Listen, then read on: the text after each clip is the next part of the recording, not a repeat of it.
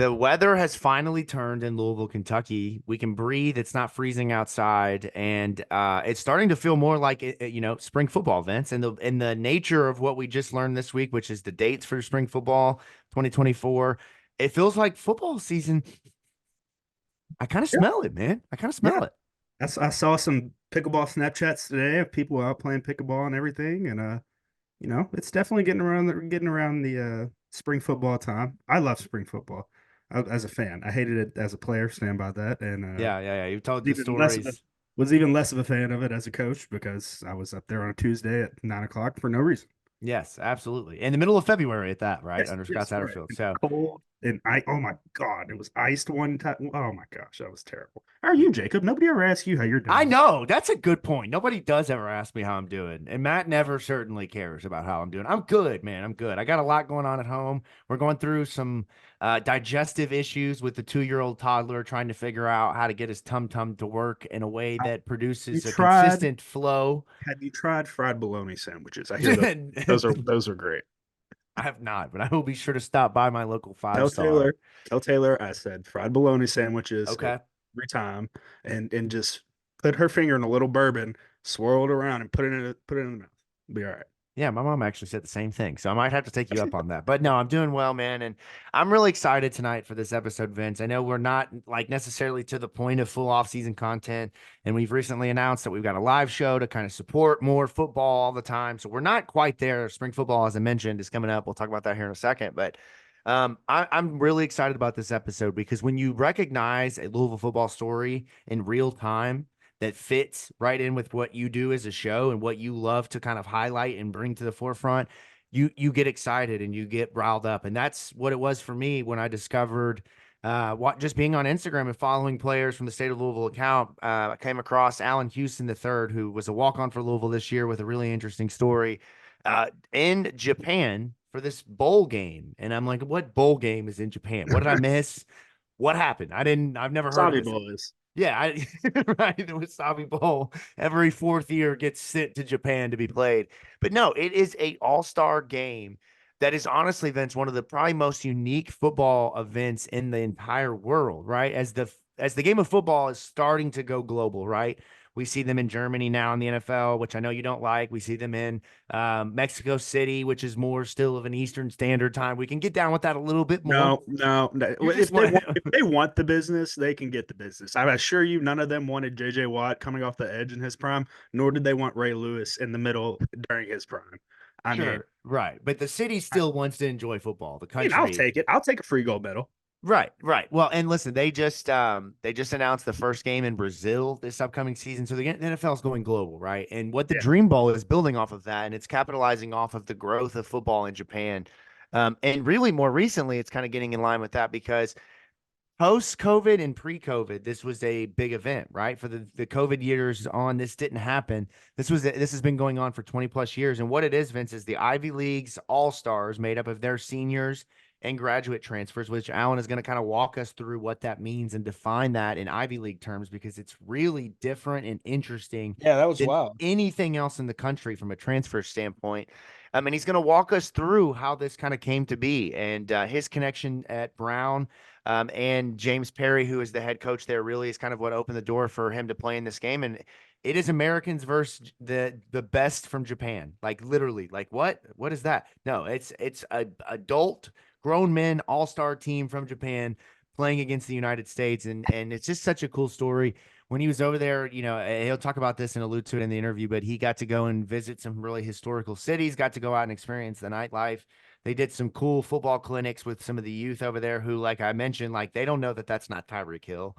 They don't know that's not Stephon Diggs. They have Right. no clue. For them, that's an NFL or football celebrity. So it's a really cool moment for them to get to kind of continue that football journey. And when you get into that, it really just opens Pandora's box of the story of Allan Houston III. And if you're a Louisville fan, you don't need me to explain the significance to that name, the significance of the kind of closing the loop of Allan Houston from a basketball standpoint, the recruitment to U of L with his father, ultimately ending up at UT. So all of it, man. I texted you like a month ago, and I'm just like, I don't know what we're gonna do or how we're gonna do this, but we're gonna get Allan Houston III on our show to Yeah. talk about the Dream Bowl. As soon as you text me about it, I was down because I mean the name alone, and I hadn't done any research about the Dream game or anything like that at the time, but the name alone is what I was like, oh yeah, for sure, this will make for a good episode. Obviously, trusting your co-host too, that he's When have gonna I ever failed you, man? Maybe like exactly one time. I never. can think of one episode where you're like, fuck, I'm never doing that again. I won't say who that was. You know who I'm talking about. I know But we exactly. won't ever do that again. Yes, So you yeah. trust me, though, But yeah, Av, is what I'm getting at. I mean, this is an interview that I'm very excited for the listeners to get dive into. I mean, he was an incredible person to talk to. It's not every day you get to talk to somebody that has an Ivy League degree in their back pocket, which in my fullback ass over here, I enjoy that every time. I mean, you learn something every time you talk to him. That's right, man. That's right. Yeah, we joke about it a little bit coming from the Ivy League to Louisville, the academia shock that is. But it's just really interesting to learn a lot I about mean, that. man, you got to a little bit. We used to mess with Pfeiffer all the time whenever he was Right. there, bro. I mean, it was bad. It was That, bad. that Vandy education, man. Well, let's just real quick before we dive into chatting with Alan, let's just kind of talk through some of the things that are happening in real time here. Um, from the Pink Sea Podcast, of course, State of Louisville Podcast Network, brought to you by Kern's Corner. Check them out. And the show is presented by Frankfort Avenue Liquors and Wine, 2115 Frankfort Avenue is where you can find them right next to the Manhattan Project. Stock up your bar, stock up before you go to a game. If you want to get a little pregame in, go ahead and stop in there. Great place. But Vince, let's talk about some of the Louisville football storylines that are kind of happening around us. Jeff Brohm met with the media today as spring football is announced that the game will happen in April. I should pull up when that game will happen. I will probably get that by the time I ask you this question, but um, that is kind of the big thing is spring football and really Vince, it's not necessarily that like we're the kind of like forefront of Louisville football leading the way, but it is really interesting that Jeff's first 2024 press conference is right after our last episode of 2023 in review. It really does kind of lead right in. We're in 2024. I don't know about you, man, but I'm ready to go play football games like tomorrow. I can't freaking wait. Yeah, I mean, I hate when football season's over, bro. Like I could It start really is season, like disappointing. over the next week.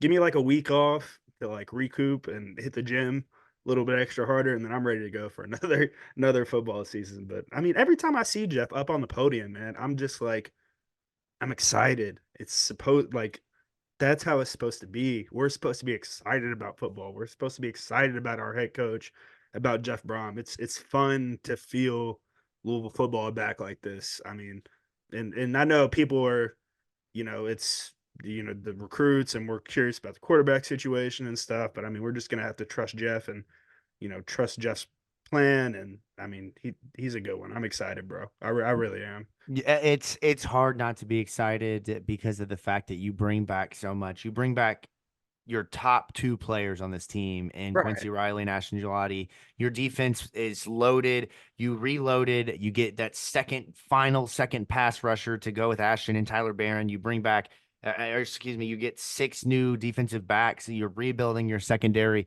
And oh, by the way, Vince, can I interest you in the return of MJ Griffin on defense? Oh, Like man. I'm so that. excited to see MJ back out there, man. As a two-time ACL recovery, I mean, I know how hard that rehab is, and seeing him run, seeing his pops post those clips, truly does bring me a lot of joy to be able to see him. Now, MJ, don't even mess around with spring ball, bro. Don't That's even right. And like go out Jet, there, take mental reps. We're not even messing with it.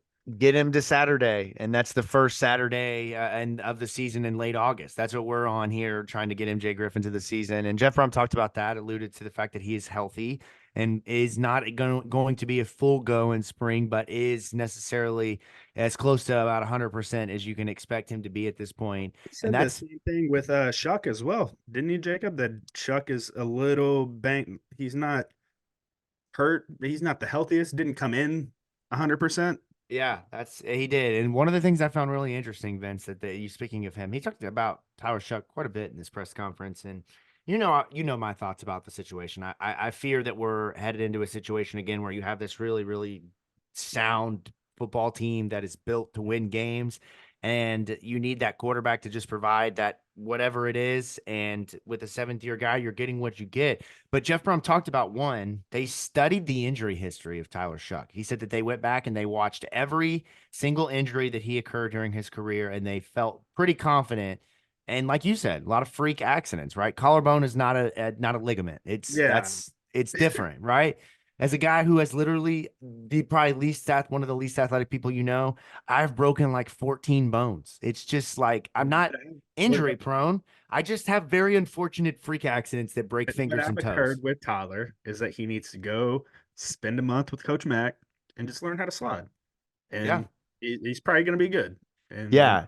but regardless, I was getting with I'm not sure what Shuck's availability is the full length of the spring or whatnot. Jeff didn't really allude to that. I'm curious on how much that develops these younger guys like Pierce, like Brady Allen, and the rest of them in that room. Because now we can't sit back and say as fans, It's his uh, job. yeah, like now it's on Brian and Jeff to get them ready to be able to play, and we'll be able to see some clear improvement, hopefully, out of that room and those guys. So I mean, that's Yeah. kind of what I'm excited to see, and really it'll provide for a better competition for Tyler, come fall camp. I'm never a believer of, oh, we're bringing this kid in, he's the guy 100%, he's the starter, whatever. You still want to have a competition if you don't want to promise a starting job to a kid and have the backup be better. Yeah, and honestly, if he doesn't go through spring camp at 100% healthy, like you said, the best case scenario is then you have two more guys potentially that are competing with, and Pierce Clarkson and Brady Allen, and also Jeff Brohm mentioned Harrison Bailey. Yeah, I know right. that. So you have a really deep quarterback room that can push Tyler Shuck and kind of get the best out of each other, but still you want to get him healthy, and he is a huge part of next season, and they are going to need him to play his best football and. They are going to need him to stay healthy. They're going to need him to give everything that he wasn't able to give at Texas Tech and Oregon from a full season standpoint. And so that is what makes this spring very important. And not only that, Vince, but you're not just replacing your quarterback, you're replacing your center and Brian Hudson. So him and Pete Yep. Niagara are going to have to get comfortable together. You're going to be replacing your left tackle. So Jonathan Mendoza, one of the Ivy League transfers coming to Louisville this offseason from Yale, as well as guys that are in the program like a Michael Gonzalez, like a Renato Brown, like a some of these, and even you bring in Monroe Mills and Ruben Uniji from Houston. So a lot of guys that can compete along the line, but you're replacing all of them, and you're replacing your wide receiver room. So Oh, Jeff alluded to they got a lot of work to do, man. There is a lot of work, and this spring, if you're going to be better, right? The margin for error last season when it came to having a great season versus a good season was so small. If you're going to build on that now with the target on your back, with Clemson and Notre Dame on the schedule, even with some of the weaker non-conference games, you have a tough go next year. You're going to Death Valley, you're going to South Bend. You are going to need your team to be on the same page, and your wide receivers clicking, your quarterbacks clicking, your depth there. So this spring, Vince, is maybe one of the most important springs in Louisville football of the last decade plus. I mean, it really is yeah, for sure. because the ceiling like next year, no joke, is the college football playoff. We haven't been in this position before. Never. I mean, this last season we got up to what? The team got up to in the top 15, top 12, I think, in college football rankings. And that was the highest since being in the top 5 in 2016. But never has Louisville been a team that will, maybe start the season close to ranked and have a legitimate path to work their way into the college football playoff, because it's just a 12 team playoff now. It's not just 4, right? So this Yep. season, man, I just think Jeff gets it. Continuity, entire coaching staff is back. It almost feels like I'm trying to That's think through the years in my head, but if you remember the transition from Charlie to Bobby, really almost like I think it is 2016, where you have Keith Kelsey, you have these guys that are in year 2, year 3 of that coaching staff in their later years. They know what is on the table, they know how to go about their work. I think this team, man, I just think they're built to go get it and go win at the highest level. And 12 wins, 11 wins is that's a high achievement to attain, man. And that's what you have to get now, Vince, or else it's a little bit disappointing. I mean, that's the tough part here. yeah, it's definitely it's disappointing, bro. Like the playoffs is your that's I mean, and that's where you need to get to almost every single year at this point to have a successful season. Yeah. Now we'll run into instances where I will be happy with the season where it'll be like a loss to Clemson or somebody like that, and we have one or two losses, 10 wins, maybe don't make the championship, ACC championship, and are, the 13, 14 seed in a playoff, and we'll be like, all right, it was a good year, but we messed up here and there. We'll have seasons like that as well. So, Yeah, well, the future is bright for Louisville football, and Allen's going to kind of allude to that as well in the interviews. We talk about the future and what he has seen from being on the inside. Real quickly, Vince, before we transition into bringing Allen in, let's talk a little bit because we haven't been together for a non kind of high level review the last couple of weeks. But Lamar Jackson obviously goes down with the Ravens against the Chiefs, doesn't get the chance to compete in the Super Bowl, and it's really disappointing, man. I saw a lot of the arguments out there and, kind of the back and forth. And I fall at the standpoint of, I get that in that game, they, from an offensive standpoint, went away from what their bread and butter was, which was to run the ball with Gus Edwards and Justice Hill and Keegan Mitchell and these guys, right? And Todd Monken, that's what they did. That's how they got the pass game going. That's what set Lamar up. It felt like the game was called aggressively in a way that didn't necessarily help Lamar, but at the same time, I don't think Lamar helped himself. He was trying to be 2017 Lamar, Superman Lamar, where he's trying to carry the weight of not only the Ravens, Vince, but the city of Baltimore, the narratives that have been spoken on his name for the last 6 years. yep. There was this pressure on Lamar that I think ultimately just was too much when it came to a guy like Pat Mahomes, who is just calm, cool, collected, and wins. I mean, he's going to go down as the greatest football player of all time. I hate to say that because I was a big Tom Brady guy, being with, obviously a Yeah. Dion Branch guy from Louisville, but man, I don't know. It just was, it hurt. It hurt to see him I crying, mean, you, man. you Like my hate, soul, it's like my son was crying. I mean, Lamar had a 90.4 PFF passing rating, and as Matt McGavick likes to inform us, that's 6-0 it's, that's is passing. is passing. And I definitely didn't just Google that stat so I could have that right here in my back pocket and throw that in Never. No, there. you're so much more prepared than that, Yeah. man. So But much. my thing is like, look, this is what good teams like the Chiefs, they get you to do stuff like this to get you out of your game plan, completely out of your game plan. And you don't even realize that you're out of your game plan when you're in the game because you're just trying to get that rhythm back. You're trying to get it back, trying to get it back. Maybe we'll hit this alley screen right here and it'll bust and we'll get 12, we'll get on track and we'll start getting downhill, we'll start running our normal stuff.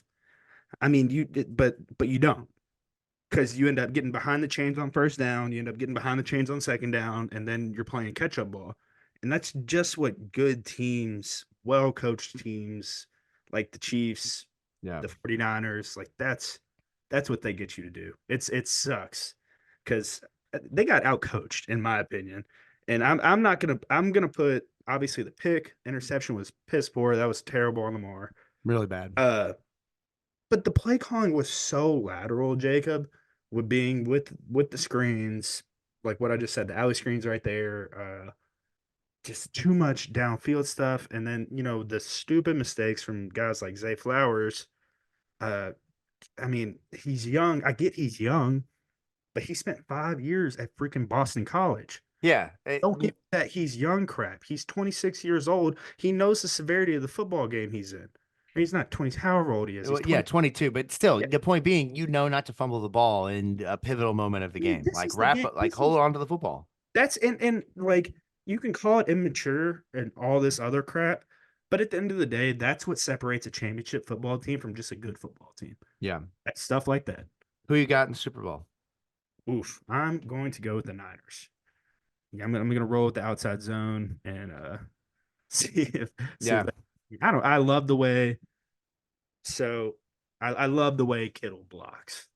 Like, I could watch George Kittle block a defensive end all day. I mean, I've watched that clip of him blocking Aiden Hutchinson probably 100 times now. But to that point, like, bro, it's hard to go against Pat Mahomes. Yeah.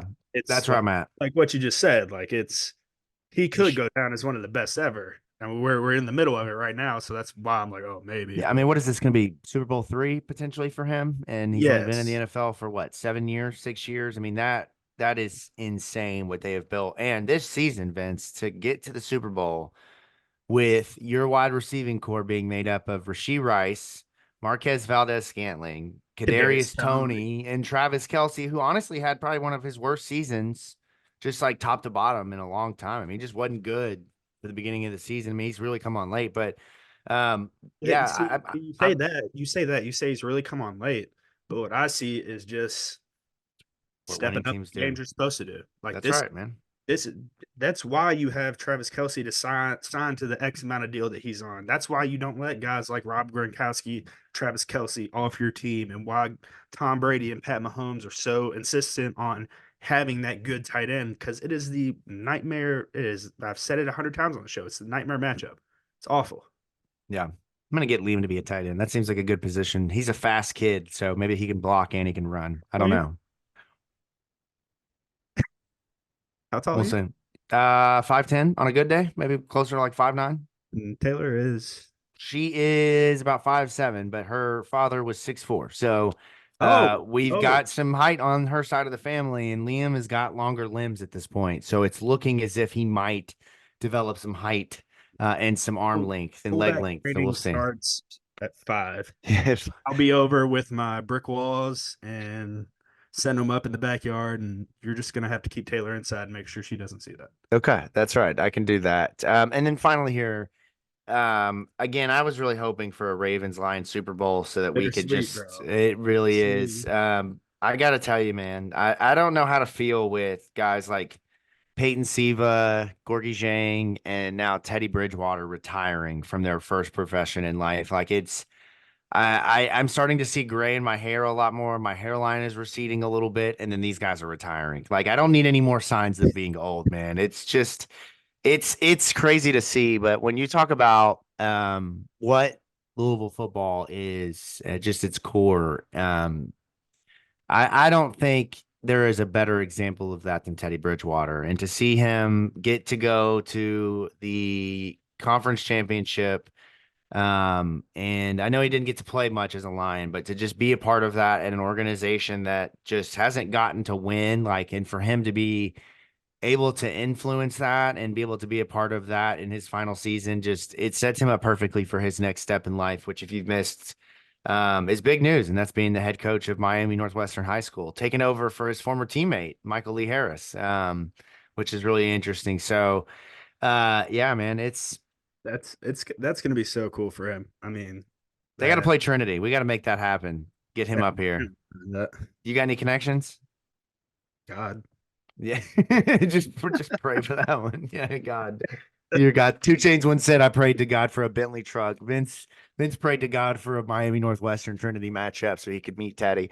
But no, man. I mean, I think every Louisville fan that I know on or saw on Twitter shared something about Teddy. You know, it's just I remember being he's a kid outside the Schnellenberger Center, and I can't remember the conversation I had with Teddy, but just the fact that he took the time to, even have yeah, a conversation. Like that's stuff that you remember whenever you're yeah, in the middle of being a student athlete yourself, and you might have just lost or had a shitty practice, and some kid comes up and just wants a high five or wants you to holler at him for 5 seconds. It means the absolute world, and that's what guys like Teddy Bridgewater are. I mean, he's an idol for everybody in Louisville. yeah, It's only no a matter doubt. of it's only a matter of time before this his name's already up in the rafters, isn't it? No, No, no, yeah, he's it's only a not. matter of I time. think, yeah, I think that number 5 has got to be the next to go up there. I'm glad he And no, finally got a hairstyle that fits him too. It seemed like Teddy always had a weird hairline. yeah, no, I definitely agree. Unfortunately, us big forehead guys don't do well when your hairline doesn't fit. Hey, So, there's nothing better than crooked hairline, brace face Teddy yeah, holding up the Sugar Bowl MVP. that's right, man. My one of the best moments that I have of Teddy Bridgewater was my sophomore year in college, and we are 1 year apart. So Teddy would have been a freshman, I think. Trying to think back, Teddy might have actually been in the same class as me. I cannot remember, but we were in one of those massive auditorium science biology classes with the mic that the teacher's on the at the front of the class, Oh and yeah. there's just Oh so yeah. many students, and I will never ever forget this professor saying, Teddy, you may be good at football, but you won't sleep in my class. And he has his head down on the table, the hood up over his head.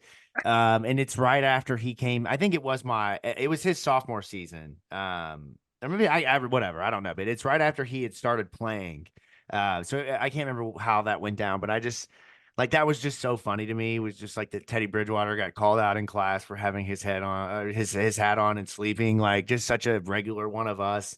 But we were so honored to watch him and have that those defining moments like the Sugar Bowl, like the Cincinnati game, like the Rutgers game, like just all of those games where Teddy really showed what he was and how important it was to win, represent his family, represent his hometown, and just be a great quarterback, man. I mean, he Man, really did. established the whole Miami. I mean, like that class is the Miami to. I mean, for me at least, that is the Miami to Louisville thing.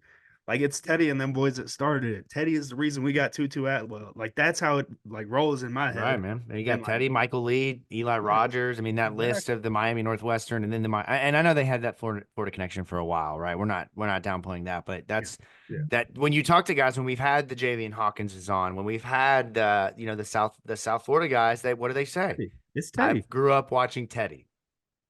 I grew Yeah, up, he's one of I those. saw Lamar. He's a one name ball player. Yeah, You gotta people love to talk about that in the NBA world, and like Louisville, in a sense, has their own, couple one name guys, yeah. and Teddy Teddy Lamar. being one Yeah, of them. yeah. Yeah, I loved the graphic that Miami Northwestern shared. I don't know if you saw this in the press release, like announcing it. It was him on the sidelines. Oh, with He Tutu, would have still been at Louisville, I think. Or no, no, no. Sorry, he would have not because he was, yeah, he was a Tutu was senior. 2018. Yeah. So, He was a senior. and if you know the story, Tutu broke all of Teddy's passing and running or all of his records at Miami Northwestern. To see that just like that's just so cool to me, man. That is so cool. And it is going to be I hope he doesn't become like an Andrew Luck where he just like fades off and we never hear from him again. I hope that this only opens the door to Teddy pressing the train horn, Teddy getting his number retired. Let's get Teddy a on the pink seats. look, Lottie, if you're listening, a 5 mile per hour road makes a lot more sense than an 8 mile per hour road, right? Like let's That get Teddy's number retired, his jersey retired.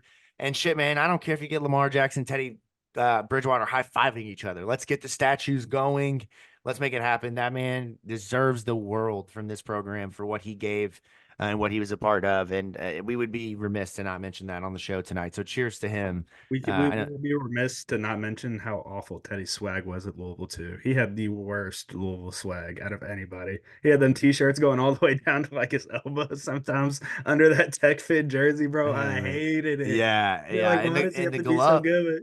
But the glove though was revolutionary. That was Like if kind of you sick. remember his pro day, it was like, will he throw with the glove? Will he not throw with the glove? Yeah, What's he that gonna was do? huge. And then he threw. I think he didn't throw with the glove, and they're like, but he didn't throw with the glove. Bro, So what is that really? I remember reading an article in high school about the moisture in Teddy Bridgewater's hands, That's weird. whether or not he's going to be throwing the ball with the glove. Yeah, man. It was Teddy two gloves, man. Like that was He was, what a he time, was man. So well, as we transition here, let's go ahead and get to the interview. This is a great from the Pink Seats podcast interview that will go into the upper echelon of great interviews with the John Grenards, with the Art Carmody's, with some of the guys we've had on the show, and I just really appreciate the perspective that Allan brings and understanding and recognizing the weight of his name and his family here and what that means to this program and ultimately playing for Jeff Brohm. So without further ado, Vince, let's transition and let's chat with Allan Houston III.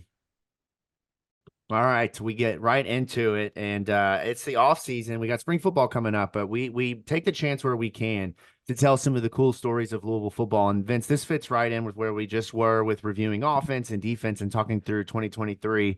And as we mentioned in the intro, one of the best stories on this team that you probably haven't heard, and that's Allan Houston III. Allan, thank you for joining us tonight. Excited to have you here, and we are pumped to talk through not only your story but the Dream Bowl and everything. But before we do that, how are you, brother? Good, man. Just happy to be on here. I'm excited. Yeah, well, that's great. Love to hear that. How has life been treating you since the season ended? I know you've obviously kind of stayed more in football mode than most have, traveling to play in a pretty cool game, which again we'll get to here in a second. But how are you doing? What's going on in your life? How's everything going?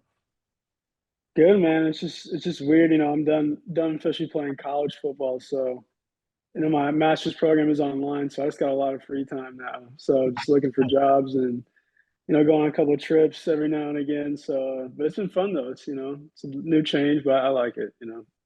Yeah, it's always like I struggled the most with that was finding what to do with my free time. And you can only work out for like 2.5 hours, 3 hours for so many, days in a row before you're like, what am I doing here? You know? Yeah, exactly. Yeah, I work out in the morning, then I'm just like, all right, well, let me go do the rest of the day, So are you still in Louisville or have you gone back home up in the New York area? So I was just home for a little bit, but I'm in Louisville now, and I'll be moving out like sometime early March because I don't have to be here for classes. So I'm just gonna go home, start interviewing for a couple of places, and then just hanging out with the fam. Really. Yeah, man, that's awesome. Do you want to work like in New York City? I mean, obviously working corporate life here in Louisville is a little bit different than working in New York. And I would imagine that Ivy League education probably will put you in like a tier of echelon coming out of college, like from a job perspective. Do you have a location desired, or are you willing to kind of go wherever the work takes you? Well, I want to get into sports agencies. I want to get on the side of representation. So a lot of those are in New York. So I was just talking to my parents. They're like, yeah, you might as well just move back home and kind of get that started, try to lock a place down. So that's kind of the plan right now.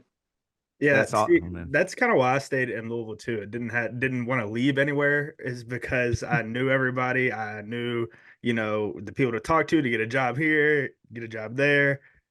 Sports agency, you definitely want to be up in New York or something. My sister's boyfriend, he's working at a sports agency up in Baltimore right now. So it seems like, I mean, Louisville's definitely not the spot to be for that.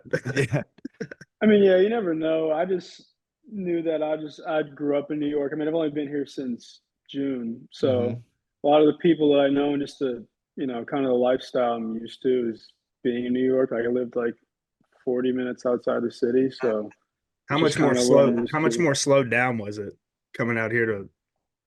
Oh man, it was different. Like I remember I got here in the summer, and we would train from like we'd have a workout in the morning and another one in the afternoon, but we'd be done at like 2:30. So I would just like hang out in my dorm, like maybe go find some cool restaurants. The food is really good here. I like the food here. But as far as just like things to do like with your boys, like it's not a whole lot, but you can make it fun. If you have a good What group of guys, you what can would make it you fun. like? I'm not from New York. I've only been there a few times. My sister and brother-in-law live there now, but like what do you do for fun as like a high school college kid in New York, right? Because like as an adult, you go out and this might be what you do in college, but you go, restaurants, you go shopping, hit the bar, see a play, maybe see a Knicks game. What kind of does that look like for teenage Allen in New York, kind of, running around doing whatever? Oh yeah, so like you said, I mean, the city is, I mean, it's like a zoo. There's like so many people, and you can get into pretty much anything you want to. Like, there's nightlife, there's a lot of restaurants, there's Knicks games. I mean, there's like Broadway stuff, and that stuff's kind of expensive. Like, you can just go. I mean, like anywhere else, just play pickup. I used to play a lot of pickup with my boys, pick up basketball, football, or stay out at my boy's house. But like on weekends, yeah, we go to the city, and have some fun. So it was cool. Are That's you awesome, man. Yankees or a Mets fan? You said Yankees or Mets? Yeah, because I'm I a grew Yankees. up. Oh, okay, yeah, so we good. But There you go. I mean, I'm not huge into baseball, but like when I was younger, we used to go to a couple Mets games. So I just kind of just grew up a Mets fan. I mean, not a Mets, Yankees fan. Hmm. Um, but I haven't really been keeping up too much recently. But yeah, I'm definitely a Yankees fan. All right, I had to Yeah, you got your ask in there, for and you. you're aligned, so you're good. Matt McGavick, on the other hand, I mean, he's mostly a Reds fan, which I guess isn't bad, but Yeah, very Yeah. yeah, anti-Yankees, man. absolutely All right, let nothing. me ask you this, and then we'll jump into talking about the Dream Bowl. But obviously, I would imagine you have an invested stake in the New York Knicks and watching and following. I have loved watching them this year, man. Not only is Jalen Brunson an absolute baller, but Dante DiVincenzo, I've been a fan of his since he played at Villanova. But now OG Anunoby comes over. You got Precious Achua up there. Like once you get Julius Randle healthy, I mean, you got to feel pretty good about the Knicks this year, man. Yeah, we got a squad. I mean, it's been a long time coming. Like it's hard. It's hard being a Knicks fan. Like every year we think you're gonna do well, and then just stuff happens and you're not. But I mean, yeah, I mean, my dad played there, but he's been working for the Knicks ever since I was a kid. So like he Hmm. retired and immediately started working there. So I was growing up going to games, going to practice facility, hanging with the guys and stuff. So I was always, a Knicks fan. I didn't really have a choice. Sure. Sure. And Yeah, so it was but cool. that was fun New York Knicks era. If I'm imagining age range wise, that's Amari Stoudemire, Carmelo Anthony, New Yeah, York Knicks, a little bit of Linsanity, New York Knicks. Like you've been yeah, there for some of the high moments. It's definitely been some lows, but there's been some peaks yeah, there that I'm sure have been fun to yeah, be on the inside of, right? yeah. We always had exciting players, but come the playoffs, it was never really. Oh I mean, man. we had some runs, but nothing like I think we can do this year. This year's gonna be interesting. So Absolutely, man. Absolutely. Well, yeah. let's talk a little football. Let's transition it. And part of the stories I mentioned was I wanted to talk to you about the Dream Bowl because when you talk about football, I don't think anybody mentions Japan in that conversation in terms of one, even maybe knowing that they play football over there, but two, the quality of football. And as we mentioned in the intro, this is a game kind of related to the Ivy League. And so I would imagine that your connection there, which is where we really want to start, is playing at Brown and now being a graduate transfer, kind of being eligible for that. So tell us a little bit about how you got involved, and what your thoughts were once they, kind of reached out. I believe your head coach at Brown is involved really closely. So just kind of tell us about what that was like. So basically, the Ivy League had done this. It was basically an all-star game for seniors or seniors slash fifth years because of the COVID thing. But so they were doing it like 20 years ago. I don't know how exactly it was set up, but they stopped for a while and then they brought it back. Last year was the first year they've done it in like 20 years. And so basically, um, my head coach was coaching. My old head coach from Brown was coaching this year, and we had some other guys, but dudes around the league transferred out for their fifth years. Sure. Of So they still consider a lot of us like Ivy League players. course. So my coach had asked me and some other transfers, some other guys who stayed at Brown, all senior fifth year players. And then it was like some other of the best players from other Ivy teams. So we all got the invite. We were there for 9 days. It was like 50 of us. And it was dope. It was a fun trip. I mean, Japan was crazy. It's so different over there. That's what we're gonna get into. Yeah, So yeah, my question for you, like I've traveling for me is going to Destin, Florida, or like You're Panama. right. So like how yeah. how This man was operates in like a 5 mile bubble now. Don't let him fool you. Like it's J Town or nowhere. yeah, so what sightseeing wise, what was your favorite spot to go to? And you know, check I mean you were there for 9 days, like you said. So I mean y'all definitely Mhm. had time to go walk around and everything. Yeah, so basically our days were like we practiced in the morning, then it was like the Ivy League and like some representatives from Japan and the embassy like basically planned our whole trip. So we would do like some touring throughout the day. Like we go to like a shrine or a temple or just walk around some cities. But then like after 6 o'clock, we were all free. So we went to cities like Yokohama, Shinjuku, that I mean, were so fun. Like it was pretty much like New York City, kind of like big city, a lot of people. Um, and it was just fun. We would just go to, different clubs, different restaurants. Everything was a lot cheaper there. So Oh, you can really really? get your bang for a buck for a lot of stuff. I Yeah, like yeah. Yeah, that. So what it was That's a your was, good favorite deal. yeah. food spot? Are you a sushi guy? Oh yeah, I love sushi. Yeah, it was like the best sushi I ever had. Yeah, it's a It was level so up from good. Sapporo, right? Like it's that next Oh yeah, step. Yeah. Sapporo's good though. Yeah, Yeah, Right. I literally just went to Hibachi before this to prep for the Oh podcast. yeah. No, but it was good. I mean, honestly, my favorite thing though was I don't know if you guys heard of Wagyu, like Wagyu beef. Sure. It's like this basically steak from like Japanese cows. And it's supposed to be like really like high quality meat. And I had like a burger from this place called Shogun Burger. It Uh-huh. was all Wagyu beef. It was like the best burger I've ever had. And they It say you was so can't even good. touch like you're not supposed to touch that with your fingers for very long because there's so much fat in it that you will Yeah. start to melt the fat with your fingers. Yeah. It's Yeah. Yeah. insane. Yeah, so I'm Like I'm the really burger would like fall apart like while you're eating it. It was so good though. oh my gosh. So I gotta So ask about the practice schedule too. Like what was that like for you guys for those 9 days? Because I mean obviously you have to practice as well during that. So you guys like hitting the morning thing? Was there a jet lag type deal that y'all had to deal with, like a day off and then start getting into practice or practice before? So basically, we got there. Um, Sunday, and we got there at night.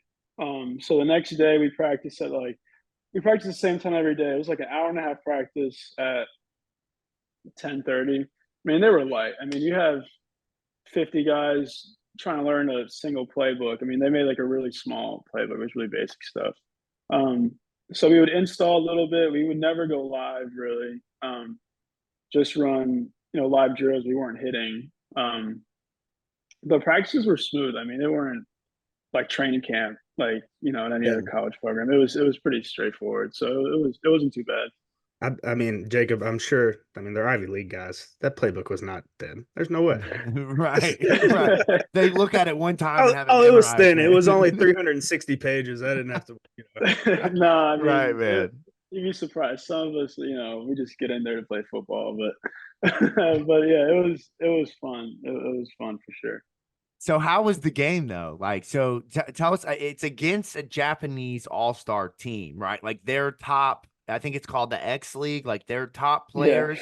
First of all, like I'm curious, just like the makeup of their team. Like, is it big dudes, little dudes? Like you got Bellarmine playing like the under 150-pound football. Like, was it that? It feels like you could walk out there to like a Bishop Sycamore type thing to where it's just like, all right, y'all probably should not be playing them. What was that like?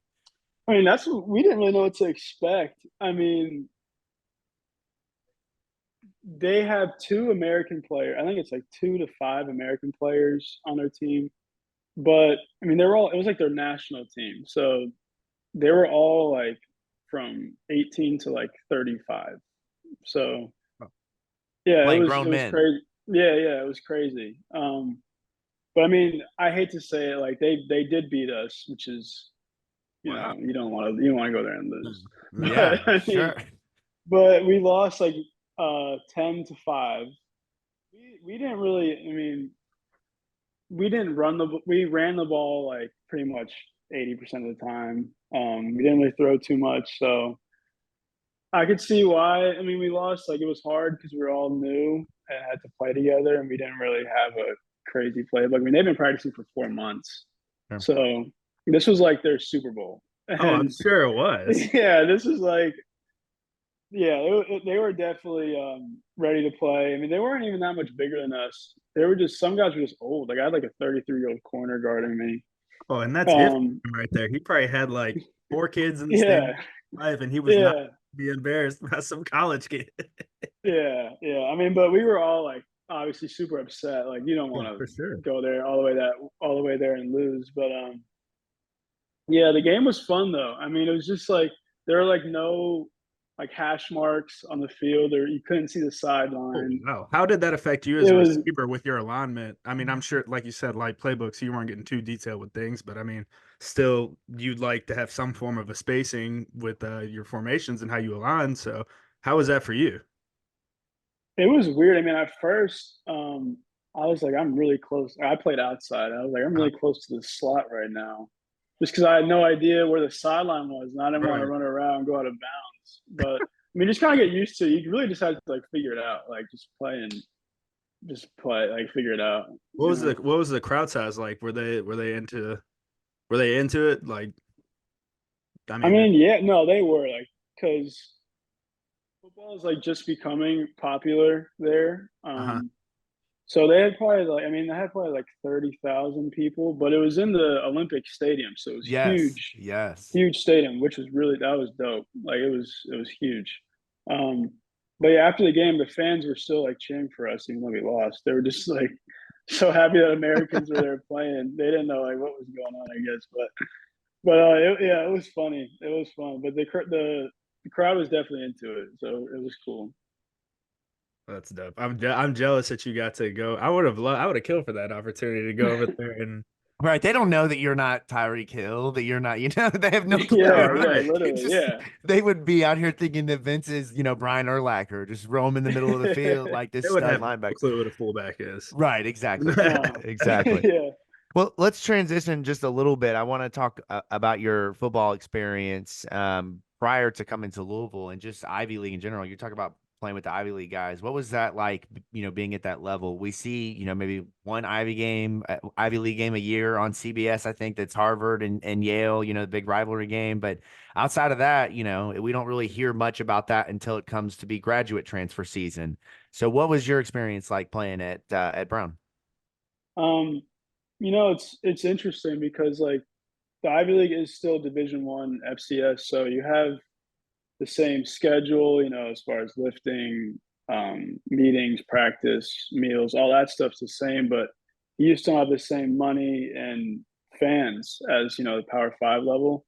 So you really like have to depend on like your teammates just to like get through everything. Cause you're not getting the same attention as doing the FBS, and you just have to, take advantage of your relationships with your teammates and just enjoy it. I mean, it's still football. Like you're at the end of the day, you're still going out there playing hard for your teammates and just trying to win games. So you don't really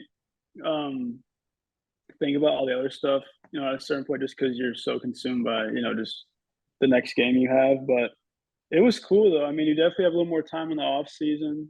I mean, you still have the winter workouts and spring ball. But yeah, the only difference is just, the fans. Obviously, the competition is different. Just the fans and like the money coming in from, donors and stuff. That's really it.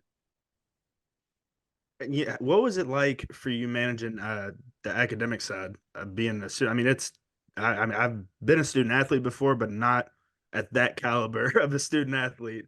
I mean, you've been through the Louisville classes. It's not the craziest of stuff going on over here. And I was a sport administration guy too, so I mean, it wasn't too complicated. So what was it like being, managing both of that? Obviously, I mean, Yeah. Ivy League, so you want to be more attentive to I don't know, your books, wouldn't you? Yeah, well, you don't really have a choice. I mean, only Right, you got to because be like, eligible. yeah, you got to be eligible. You got to pass 3 out of 4 in the fall to be eligible. But my definitely the hardest year was my freshman year and my senior year. Freshman year, just because you come to training camp and then you have all these classes with people that are way smarter than you, and Million you things know, at you. like really, yeah, these people like really enjoy school. Like, so I mean, like obviously we got in, but like a lot of the players in the Ivy League, like it's definitely easier. I don't want to say it's easier to get in if you play sport, but they have, You have a they'll little bit of figure an it out. advantage. We have Yeah, academic yeah, yeah. advisors. We have people that make our schedules for us and everything. But I mean, still have to go to class, like you said. Yeah, exactly. But it was definitely hard. I mean, just only because um standard of work that's required, just because you mean you're with like the smartest kids in the world, so you have to you don't really have a choice but to like, catch up and, stay in line with everybody else. But I will say the thing about Brown, which was nice, you could take any class you want, pass fail. And that was like one of the main reasons why I went. Other Ivies, like you can't really do that. But for Brown, you could pick your own major, you can make your own major.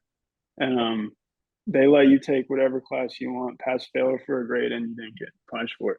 Like obviously it's not that smart to take everything pass fail. If you show your resume to somebody, you just bunch Straight of past. passes. Yeah, but it is nice that they just give you that. Like if you, I mean, depends on your major, obviously. Like I had roommates who did like biomedical engineering and all this, really hard stuff. But I was more of a organizational studies business person, so it wasn't that. I mean, it was definitely hard, but like it could have been way harder for me. No, you got the degree, bro. Kudos to you for making it. Yeah, That's yeah, right, man. I mean, almost didn't make it serious. out. What was your hardest class? Like, is there one that just Oh immediately comes man. to like mine? Honestly, was like macro or microeconomics. Like, I think I failed that pretty easily. Was like, no, business not for me. I mean, I work in marketing, and advertising now, but like at the time, no chance I'm passing that. I'm a sports admin major with communication minor, so you know what I'm about. Yeah. What was the Yeah. hardest class at Brown? Uh, I had this one class. It was like math 100, but it was like multivariable calculus, and Those are big I words. I'd just rather not hear. couldn't. It's like it wasn't English. It was hard. Like I didn't even pass it. I took another class that was the same credit for my major. I was like, I cannot do this. It was like I'm not a big math person, so I was like, this is crazy. Like it was just that was definitely one of the hardest classes I took. Oh my gosh, that's fun. So Louisville has another transfer coming in from the Ivy League, Thor Griffith this year. He was down to schools like Ohio State and Michigan. I'm not sure you're familiar with him, but Yeah, what you expect out of him, coming into this season. I mean, he's definitely a big grab for us this year. he's a beast. I mean, he was always, I was a receiver. He's the tackle, so They I all went up go against against each other him. all the time. Yeah, but you're Yeah, avoiding getting hit by a guy like him at all costs, like yeah, at all yeah. costs. Um, but just through scouting reports and just people talking on the team, in the locker room, whatever. Like I heard his name a bunch. And then I watched his film. Once he committed here, I was like, yeah, this dude's a dog. I mean, I think he'll have definitely a chance to play here and will have an impact for sure. But yeah, I think a lot of, there have been a lot of transfers from the Ivy League to Power Five schools recently. So I think it's just good for the Ivy League just to get some recognition that there still are some legit players in that conference. So I think it's pretty cool. Do you think Ivy League guys like yourself are looking at schools like Louisville and Ohio State, Michigan, for that matter? Like, I can treat this fifth year like a professional athlete and maybe lean a little bit less. I mean, not lean a little bit less, but not focus more on ball opposed to less, on my academic side. Do you think that's why guys are starting? I mean, Ivy League's always had dogs. So, I mean, do you think that's why teams are starting to go out and grab those type of guys? Um, I don't know. I mean, it's different for everybody. Some dudes may just want to go get a master's out of it while using Yeah. their football. Some trying to go to the league. Um, some are just trying to see how they do at that level. But I just think it just came from the COVID year, that extra eligibility that well, the thing is with the Ivy League, like you can't do a grad year there. You would have to delay your graduation, your undergrad, and take a semester off or whatever. So I didn't know that. if you're just yeah, it's a crazy rule. So as a regular senior, you would have to take your spring off in order to transfer someone else somewhere else. So I think a lot of guys were just like, I'm just gonna graduate, take my year somewhere else, see what Yeah. happens. If I'm good enough to go to the league, I'll ball out. If not, I'll just get a master's out of it. So I mean, just open a lot of doors for people. Do you think that like, and I know you can only probably speak from your experience, and I'm curious, maybe you can answer this from your experience, but are most seeking football or are most seeking where they can go from an educational standpoint, right? Because like Brown to some schools that is considered from an academic standpoint a lesser than or step down. So are most guys looking with that in mind, like I want to go to a Wake Forest or I want to go to a Duke or I want to go to a Stanford, or are they saying I want to go to play the best football school I can go to? I would say the majority of kids are just trying to play ball. Like I think just you watch all these college games on TV, and from Ivy League you don't really get that experience. So I think a lot of people just wanted like a big school experience. Playing in front of 60,000 people. Play against the best guys because we're still competitors. We're Division I athletes. You just For want to play sure. at the best Right. level you can. So I think that was a big part of it too. Jokes on a lot of P5 schools. I mean, somebody would beat P5 schools, but I don't know. I mean, there definitely is a difference. I don't know. We went 2-10 one year, and I'm fairly confident that a couple Ivy League. Probably, I don't know. honestly, man. But There are some. I let's think it's getting better what though. what went into your decision a little bit to leave Brown and hop in the portal, and for that matter, what was your recruitment like? It's a different day and age in college athletics with how kids can just get in the transfer portal and go to another school. So Yeah, it was definitely weird, like being like a recruit again compared to like in high school. But I just my decision was it was one based on the fact that I didn't want to delay my graduation. I didn't yeah, want to do another fall semester at Brown and just not do anything my senior spring. So I just wanted to graduate in May. And then once I knew that, I was like, all right, let's find the best football program where I could study sports administration. I want Nice. to go into that. Yeah, I'm doing SPAD. Shout out Good to Spad, go. fellow Shout out Spad right here, SPAD. man. Yes, sir. Um, so yeah, I was talking to a couple schools. I mean, I was talking to some smaller D ones like um, Tennessee State, Butler, Robert Morris. And then I had I had a walk-on spot from Oregon and Louisville. So it was just a couple schools really. And like coming to Louisville was like a no-brainer for me. Yeah, I mean, I visited sure. Oregon, it was dope. Like that would also been a great opportunity, don't get me wrong. I mean, it was such a great visit. But just, my family being from here, and it was also an exciting time for the team. Brohm was coming, we had a bunch of new transfers and people were really excited about it. So like this is perfect. And I get to study, what I want to. It was like this is, no brainer. Mhm. Got to take one visit to Oregon though. Yeah. I'm Did excited. you get Oh some yeah, I gear at had least? to. Did you get some gear? No, they didn't let me keep anything, Oh, Threw but that on Coach Jacob. yeah. I don't But know. I I've never got been some on a cool visit pictures anywhere. though. Okay, that's The secondary. equipment team will come in and be like, "Do not give your recruits the glove." Don't give them the glove. Don't give them the jersey. Yeah. So Yeah. speaking on your connection to Louisville, obviously most people around here, they hear your name and they immediately know your family. Your grandfather obviously is a major historical figure in Louisville basketball, and your dad is a Ballard High School alumni with probably one of the more interesting Louisville basketball recruiting stories of all time. Did it feel to you at all like you were destined to end up back in Louisville at some point? Like, or was this just truly like it came out and it's like, man, like this is just it makes so much sense. I mean, when I went to Brown, I had no idea that like COVID was gonna happen or I would have another year. So If you did, once you'd I be a yeah. very, very rich and powerful human being. I just want to throw that out there. If you had known Wow. that prior, yeah, no, but go ahead. Yeah, exactly. Right. Yeah. So like I had no idea for a while that I was, this would happen. So when I entered the portal and they gave me a chance to play here, I was like, didn't really hit me till I got here. I was like, wow, Mhm. this is cool, man. Just visiting and everything, it was so cool. Um, but yeah, it was awesome. I just felt like I had to, once I had the opportunity, just because my family history here. So yeah, I was excited about it. Yeah, no, and I'm sure, you go about doing, some of the things that you all do from an event standpoint, community standpoint. And I would imagine that there was an old timer or two who wanted to come up and tell you a story about your grandfather or your dad. Like, was there anything like did that happen? And what is there anything that kind of stood out to you that you either learned or that just was kind of like just funny to you to hear from somebody who had no connection to your family? I mean, like it has happened a lot, but it's usually like when I'm paying like a bill and people like see my name and they're like, "You got a crazy name." Like there was a guy who used to play here name. He had the same name. I was like, "Yeah, that's my dad." And they're like whoa, and it's just like funny. But I mean, it's cool. It's an honor, like just to be able to have the same name represent, my family, playing football and just being here. It's definitely a cool experience. But yeah, it definitely happened a couple of times. I was gonna say we could go down to Wagner's down there by Right, Treffer that's what I'm thinking, the man. It's morning, and there'll be Wagner's. about a Yeah. dozen old guys sitting at the bar right there. All tell them your name, and each one will have an individual story about your pops. Yeah, no doubt. Yeah, No yeah. doubt.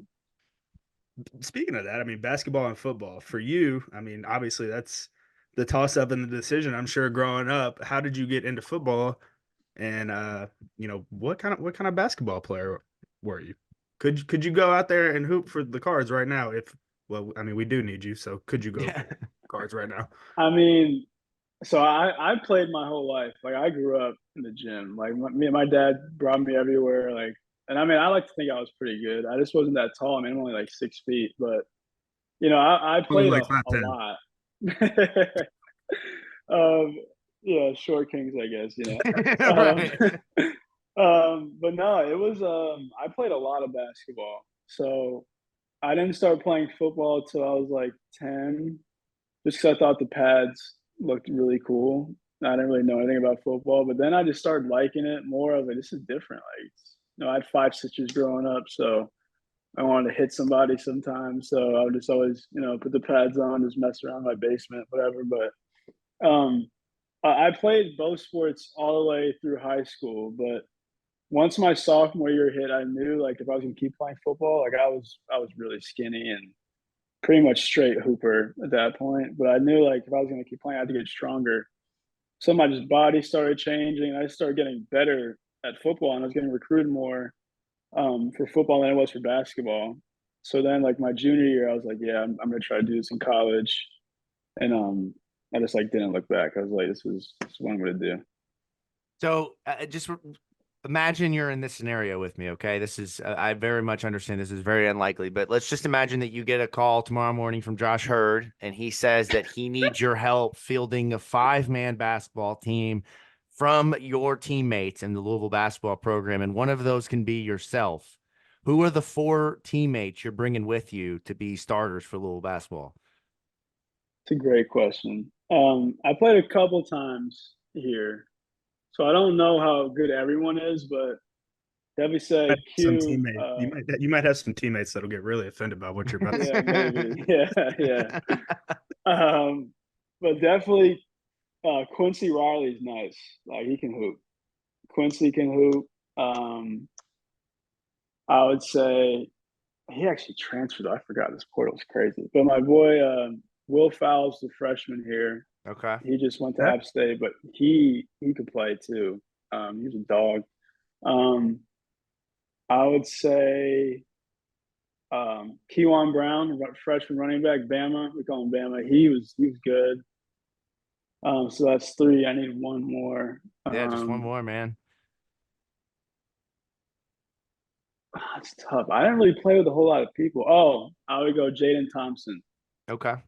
Okay. Yeah, receiver Jaden Thompson. Very Yeah. nice. Josh Meekins, I know another guy that hit the portal. He was a Ballard High School alumni, played football and basketball. Pretty nice too. So he could be your 6th man. There you go, man. It's wide receivers and defensive backs. You are gonna get killed, Yeah, man. yeah, But you will be for sure celebrating a lot throughout the game. Like even if you're down 20, you yeah. might They're celebrate. pressing so hard. They're fine. That's Right. the group that can press the entirety of the game and not get Yeah, tired because they just run all day at practice. that's right. Yeah, yeah. I'd actually trust that and probably take that 5 right now That's right, man. That's as Hey, right. man. like the game's going We'll on. see. It is. It is. Well, tell me a little bit about just talking about on the field stuff. What was the relationship dynamics like for you in the offensive meeting rooms with Coach Brohm, Coach Brian Brohm, and then Garrick McGee, the wide receivers coach?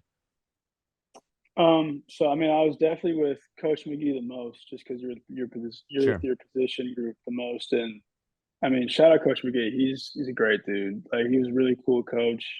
Like there's a lot of experience. Um, and he just knew how to reach, the receiver room. You have all kind of different guys. You have it's just a wide range of personalities in those kind of rooms. Hey, I've And he been did in it, that. yeah. I've been in the receiver room. That's the group I was with. Whenever I was with Gunnar Brewer at his time here at Oh Louisville. yeah, So, I mean, I get 100% what you're saying. You have people that won't stop talking the entirety of the meeting and are on their phones and not paying attention, and you have the guys that are locked in and everything in between that. Dudes that are eating yeah, food, yeah. everything. Yeah, you're gonna mix a little bit of everything, but I think Coach McGee managed our room the best, anyone could. He was a great coach for us, and he'll have success here too.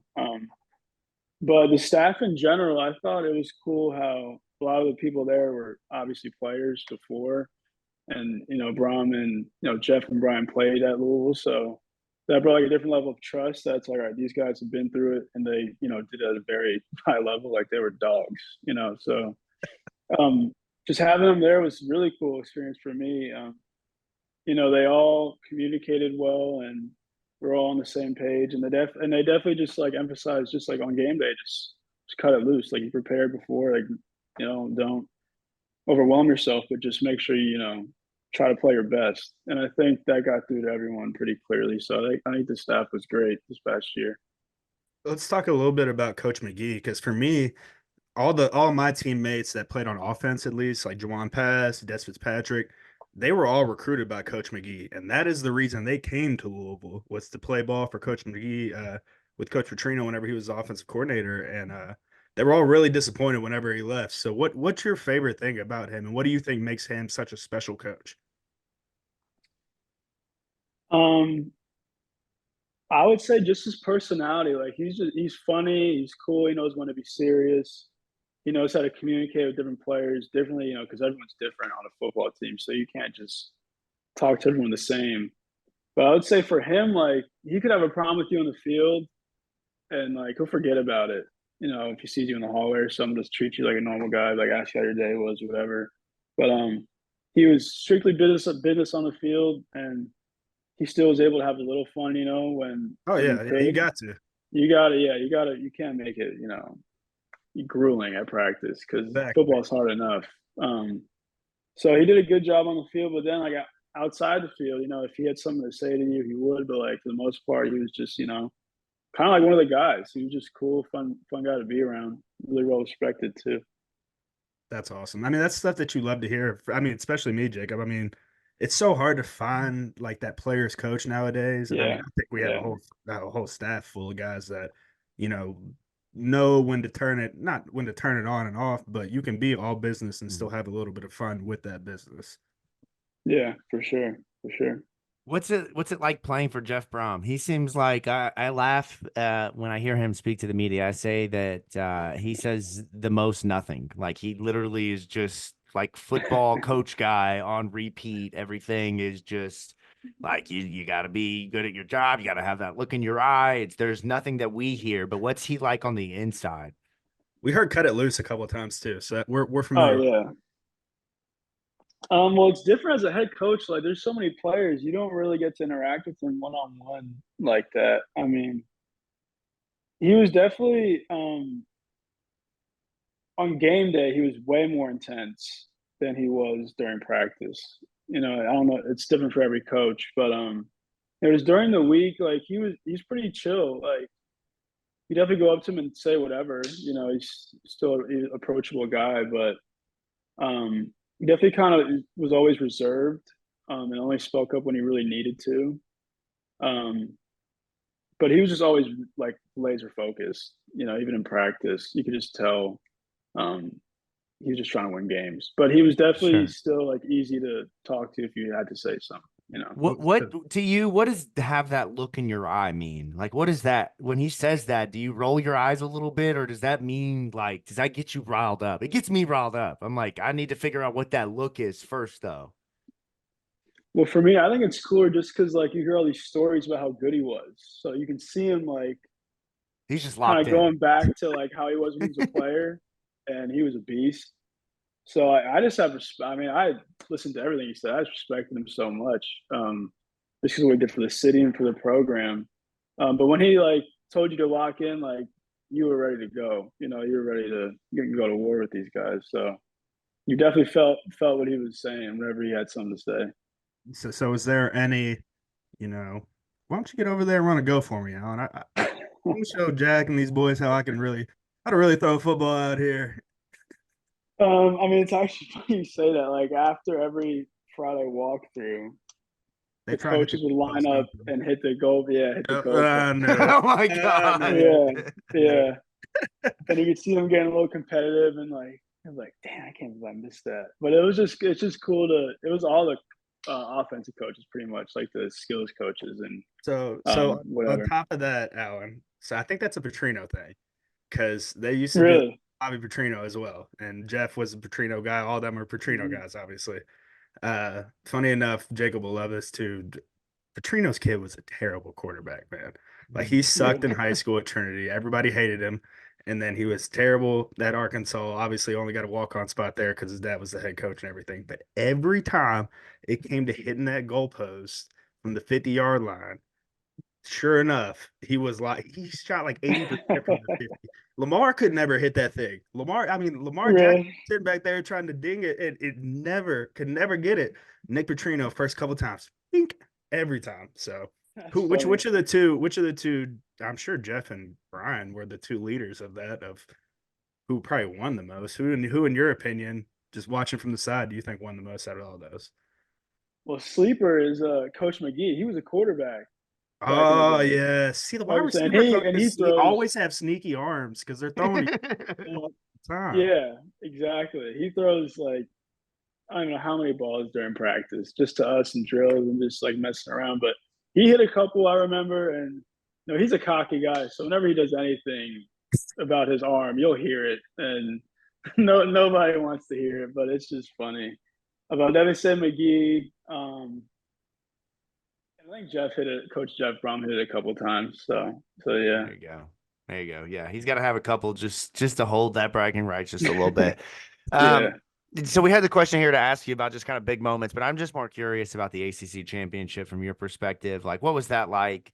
I know it's your first year here at Louisville, but I'm sure you're familiar with the history of the football program and that it was the first time ever going to that particular game. And, there was a lot of talk about Louisville's schedule not being what it should be because there was no Florida State, no Clemson on it, no North Carolina, and then you get to go to Charlotte. And you talk about Jeff Brohm's intensity. Just walk us through what that was like for the team to experience that and kind of how Coach Brohm led you all through that. Um, well, he and our coach pretty much always, our coaches always emphasize this, but they emphasize like one game season throughout the week. So every game you just focus on who you're playing. And I think that's why we were so good because we all just focused on the next game or the game we had to prepare for. We never really thought too far ahead about it or how big of a game it was.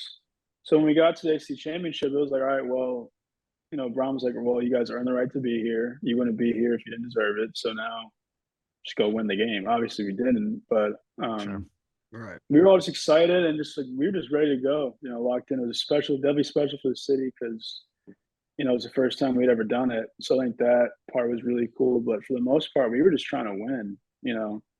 Didn't really let the moment get too big. Obviously, didn't turn out the way we wanted to, but we were just really What's it feel excited like to for you play. guys? Like y'all set the foundation for in every new way. Like each coaching staff change, each new group that comes in with that, like you're setting a foundation and a standard for what you expect it to be like, years and years down the road, you would hope. So what was it like for you personally with all the history, everything, surrounding your family to come, into Louisville, have an impact and, make it to that game? I mean, for me, like I never thought I would be in any game, like that. Just thinking back to my times at Brown, like there are no fans at the games and you're just playing. And then you know, fast forward, I'm playing the AC Championship. I'm like, this is crazy. Like I'm just so blessed, and it was an honor. Like I mean, I was just so excited to be there, just to compete at that level with those guys. I got really close with, and then for my family, I just want to make them proud for what I was doing. So it was a really, I mean, that was like a once in a lifetime experience that I'll never forget. All right, last question, and we'll get you out of here on this. Knowing what you know about year one and knowing that a lot of these guys were, holdovers from the previous staff, and, that Jeff Brom was really just trying to kind of bring the pieces together in year one and make it all fit. And obviously, there was a ton of transfers, and, the sky is still really high. So for you, knowing what you know, what is the future of this football program? I mean, do you see them being a potential perennial college football playoff contender? I mean, do you think he's that good of a coach to be able to get them to that standard and keep it there? I think so. I mean, so at the end of the day, it all starts with recruiting, and he's done a really good job. I mean, even this past season, getting who he got to play here. I mean, that's a credit to him and his staff, and the athletic department for just backing him and supporting him, and giving him what he needs, pretty much to put together a really good team. So I think he'll continue doing that. Even with the success of the portal this past year, and I'm sure he got some good high school recruits. Um, I think Louisville is going to be, a brand name moving forward. I mean, obviously it was because of Lamar, but it's going to continue to keep getting better. And I think, the world of the coaches. So I'm excited to see what they do. Future is bright, man. Is Louisville Yeah, now for your home sure. away from home? It Is that will your always be home. Yeah. I mean, I came here as a kid in the summers, just never that long. But living here was definitely really cool. And Louisville will always have a special place, in my heart. So definitely grateful for the experience. Awesome, man. Well, thank you so much for taking time out of your schedule to join us. Like I said, I really enjoyed getting to kind of follow along and see your experience in Japan, and glad it was able to lead to this connection. So thanks again for dropping in, man, and best of luck to you as you head off into adult life post football and get to join us, man. best adult Hopefully, Yes, line? sir. Hopefully you'll be back at some point next season. As I said to Evan Conley a couple weeks ago, I don't know if you're a beer drinker, but there's something about that beer at Cardinal Stadium that just hits different, man. I would love to buy your first beer as You a have fan all the base. I answers. got You have all I the gotta take you up on That's right. Right, man. We'll make that happen for sure. Because that that. beer, it's special. There's a reason fans act the way that they do throughout the entirety of that game. It's because the beer hits different. So, Alan, thank you so much, man. Best of luck and go Cards, man. Yeah, thank you guys for having me. Yeah, really grateful for it. Thank you.